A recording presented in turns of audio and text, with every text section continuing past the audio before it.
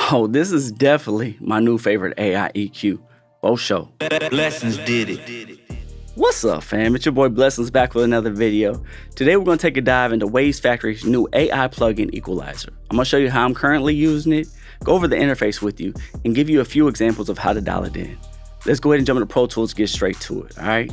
Now, first things first, if you choose to demo this product, you're going to be hella frustrated, and that's really why I'm making this video, because I was super frustrated. I'm not a fan of companies that put watermarks or time limits on their demo, right? Because you don't really get the full access. I mean, it's just really frustrating. You can't really concentrate on it.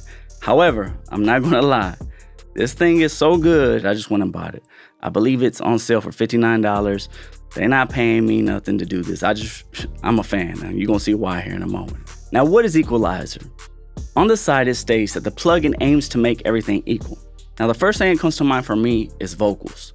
What do you mean by make everything equal, Blessons? Great question. When you're doing cleanup on vocals, sometimes it can be hard to know what frequencies to cut with an untrained ear, right? I've been there before and it happens to me sometimes still. However, this really helps in that area. Let me show you what I'm talking about, okay? Now, this is a mix that I'm currently working on, and I have a plugin on my verse cleanup on the screen aux right here. This is where I do all my cleanup before I start to give the vocal any character, okay? I'm gonna go ahead and play it with the plugin engaged, and then when it loops back around, I'm gonna disengage it so you can hear the difference. All right, here we go. That's how it go. No life goes on. Hold your head up, don't let it phase you. Get that door. Get your that's how. All right, here's without. That's how it go. No life goes on. Hold your head up, don't let it phase you. Get that door. Get your that's how it go. Now, just so you can hear a little clear, I'm going to do the same thing, but I'm going to take off the processing on the vocal, okay, so it can be more apparent to you. And also, I'm going to go ahead and solo the vocals this time, all right? And then after that, what we'll do is we'll go over the layout of the actual plugin, and I'll show you how I dialed it into my liking, okay? So here is it without it. That's how it go. No life goes on. Hold your head up, don't let it phase you. Get that door. Okay, now this is with the cleanup. That's how it go. No life goes on. Hold your head up, don't let it phase you. Get that door. Get your that's how it go. Okay, obviously all the sends are still on there, have some automation going on, but the processing after is all done, okay? So what's actually going on here with this? What's it doing? How did I make it do that? First things first is let's go over this layout, okay? So what I'm gonna do is I'm gonna duplicate this, bring another one over here, and I'm gonna factory reset this. The cool thing is a lot of times if you just put this thing on by itself, it's gonna do everything you need it to do. Now, what threw me off a little bit at first is, and it's very cool, but it has 31 EQ bands, right? So these are all the bands that it's actually analyzing at one time. And you can draw in the curve. Now, really, I was thinking, okay, well, that means I can draw in the EQ curve I want. But no, what this does is basically whatever you want to be affected, you're going to leave it at 0, it's going to be affected, right? Or if you want more affected, then you would turn it up. If you want these lower frequencies, for example, to not be affected, then you would turn them all the way down. So for example, if I didn't want anything under 300 hertz affected, I would turn it down like that, bring these all back to 0, and basically this will happen. That's how it go. No life goes on. Hold your right? So it took me a moment to actually comprehend that. It's pretty obvious, but I don't know. I was just looking at it as like a regular EQ. Okay, so that's a good thing to keep in mind. All right, now you have your cut here. The one thing that I really love about this is the delta. It shows you the delta, so that way you actually know what's being cut, what's being boosted. Let's go ahead and zero all this back out real quick. Let's play it, and then we'll just solo like basically what it is. So it starts out at 30 automatically, but what you can do is you can just dial it in. No life goes on. That's how it go. No life goes on. Hold your head up, don't let it phase you. Get that door. You also can solo the boost to see what's boosted. Now you see it's kind of boosting down here a little bit, but if you didn't want it to boost that, you would turn it down like I said here with the EQ bands, right? Like this. Then it wouldn't boost it. Perfect, right? Now, so that's cut and boost, pretty basic, right? You have attack or release.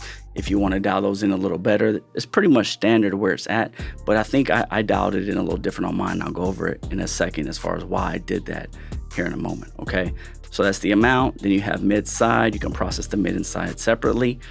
Tilt, if you want to tilt it, either more to the high end, more to the low end.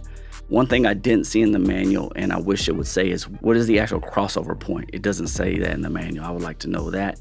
And then mix here, you mix it, you can blend it in and then out. Now it does have automatic gain compensation here, which is pretty valid.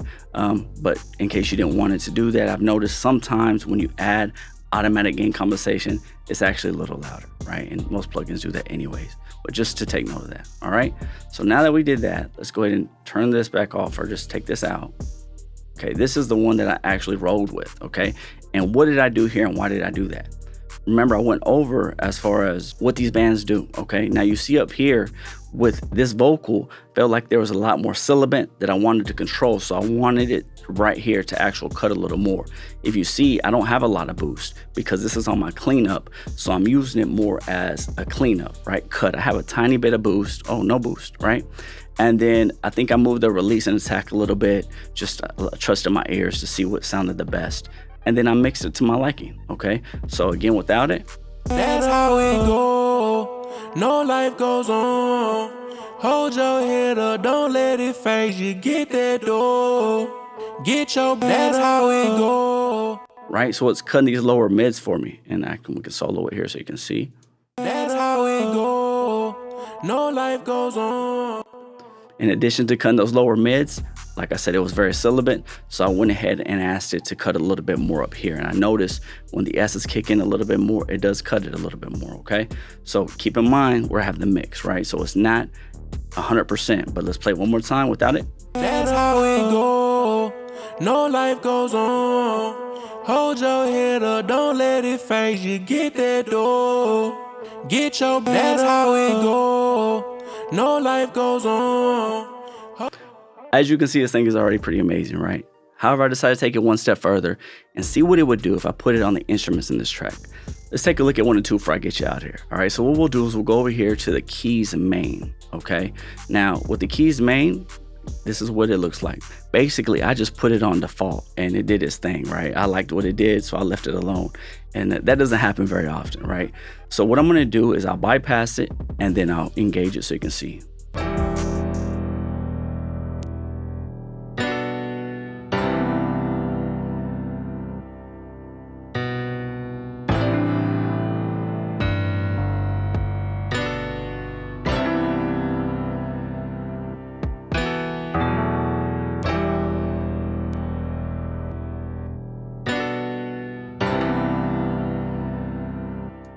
So you can see it clearly cleans it up, but also adds a little bit more on that high end for me.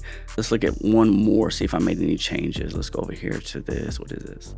A pad. All right, and I'll start it, engage, and then I'll bypass it.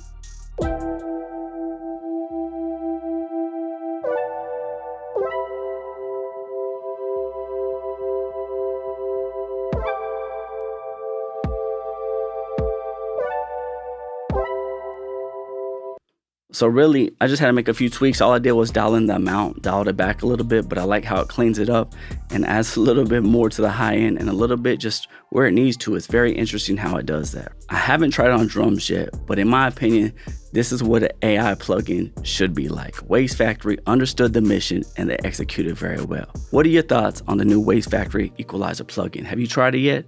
Leave me a comment below and let me know. Now, all my courses, presets, and contact information will be in the description below if you guys need to reach me. Again, I go by the name of Blessons. Remember to always, always, always trust your ears, and I'm out. Blessons did it.